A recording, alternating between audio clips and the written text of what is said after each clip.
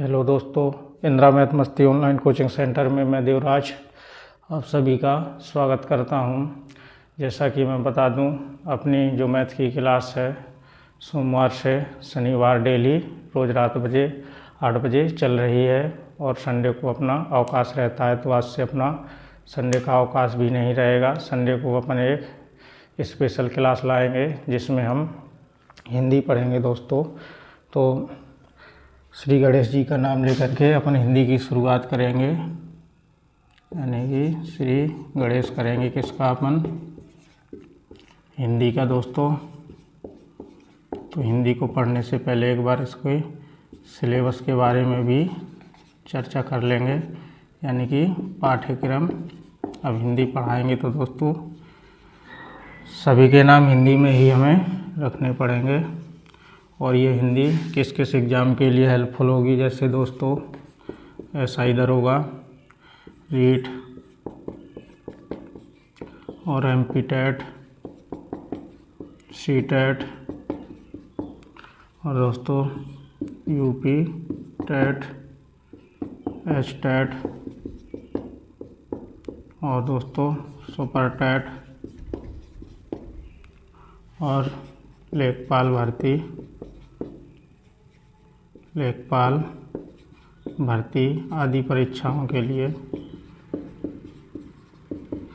दोस्तों जहाँ भी हिंदी पूछी जाती है वहाँ सभी पर ये हिंदी अपन लोगों को पढ़नी है, यानी कि हिंदी से संबंधित जितने एग्ज़ामों में क्वेश्चन पूछे जाते हैं दोस्तों, कैसे कैसे एग्ज़ाम में हमसे क्वेश्चन पूछे जाएंगे तो मैं उसके बारे में भी चर्चा करूंगा। यानी कि अपन दोस्तों जो एग्ज़ाम में पूछा जाता है सिर्फ उन्हीं क्वेश्चनों के बारे में चर्चा करेंगे, उसी के आधार पर दोस्तों पढ़ना स्टार्ट करेंगे। तो दोस्तों अपन इसके सिलेबस के बारे में चर्चा करेंगे। दोस्तों सबसे पहले मैं पढ़ाऊंगा आपको हिंदी का विकास, हिंदी एवं क्या दोस्तों हम इसको बोल देंगे, यानी कि हिंदी भाषा एवं व्याकरण का सामान्य परिचय पढ़ेंगे। हिंदी भाषा एवं व्याकरण का सामान्य परिचय। तो दोस्तों इसमें अपन व्याकरण को बहुत अच्छी तरीके से पढ़ेंगे। तो इसमें हिंदी की उत्पत्ति कहाँ से हुई, तो हिंदी भाषा से जानेंगे कि हिंदी आई कहाँ से। दोस्तों सबसे पहले हिंदी तो बोली नहीं जाती होगी, कुछ अन्य भाषाएं बोली जाती होंगी, तो उन सभी भाषाओं के बारे में भी थोड़ी थोड़ी चर्चा करेंगे और हिंदी को बहुत ही डिटेल से चर्चा करेंगे कि हिंदी की उत्पत्ति कहाँ से हुई और हिंदी शब्द का वर्णन कहाँ पर है। और दोस्तों इसकी थोड़ी संविधान में भी चर्चा हुई है, तो संविधान के बारे में भी हम चर्चा करेंगे कि हिंदी कि संविधान में कहाँ से इसकी उत्पत्ति होती है। और दूसरे नंबर पे दोस्तों हम देखेंगे संधि, समास और दोस्तों उपसर्ग, प्रत्यय, ये सभी शब्द पढ़ेंगे। और तीसरे नंबर पे दोस्तों अनेकार्थी शब्द पढ़ेंगे, अनेकार्थी शब्द और पर्यायवाची शब्द। अभी दोस्तों हम सिलेबस के बारे में चर्चा कर रहे हैं। और तीसरे नंबर पे दोस्तों अगले नंबर पे जो हम पढ़ेंगे, जैसे इसमें अनेकार्थी शब्द आ जाएगा, पर्यायवाची शब्द आ जाएगा, तो चौथे नंबर पे दोस्तों जो हम शब्द समूह पढ़ेंगे, जिसको हम बोलते हैं वाक्यांश के लिए एक शब्द, यानी कि शब्द समूह पढ़ेंगे। क्या दोस्तों, शब्द समूह। और दोस्तों अगला भिन्नार्थक शब्द भी पढ़ेंगे, भिन्नार्थक शब्द। और दोस्तों इसी में विपरीत शब्द देख लेंगे, विपरीत शब्द, यानी शब्द समूह के लिए दोस्तों क्या बोल सकते हैं अपन, वाक्यांश के लिए एक शब्द। ये सभी दोस्तों अपन पढ़ते हुए आगे बढ़ेंगे दोस्तों। और दोस्तों जैसे समान प्रतीत होने वाले शब्द भी इसी में देख लेंगे, जैसे भिन्नार्थक है तो इसी में आगे समान प्रतीत होने वाले शब्द। और दोस्तों अगला टॉपिक अपना क्या रहेगा, समान प्रतीत होने वाले शब्द हो गए। तो दोस्तों इसके बाद क्या बचा अपना, यहाँ पे तत्सम तद्भव शब्द देख लेंगे, तत्सम तद्भव। और दोस्तों देशज विदेशज शब्द, देशज विदेशज शब्द, इन सभी की हम अच्छे से दोस्तों चर्चा करेंगे। और दोस्तों व्याकरणिक कोटियाँ भी देखेंगे, व्याकरणिक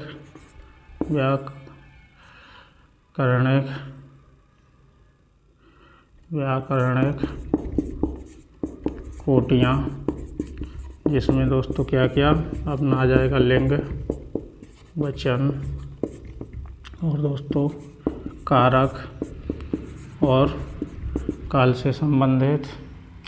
व्याकरणिक कोटियों के बाद दोस्तों क्या आ जाएगा अपना, विकारी शब्दों को भी देखेंगे अपन, यानी कि विकारी शब्द, जिसमें विकारी शब्द में दोस्तों संज्ञा सर्वनाम, संज्ञा सर्वनाम, विशेषण और दोस्तों क्रिया, इन सभी शब्दों को बहुत अच्छे से डिटेल से अपन चर्चा करेंगे। और अगला टॉपिक रहेगा अविकारी शब्द, जिसमें दोस्तों देखेंगे हम क्रिया, विशेषण और दोस्तों समुच्चयबोधक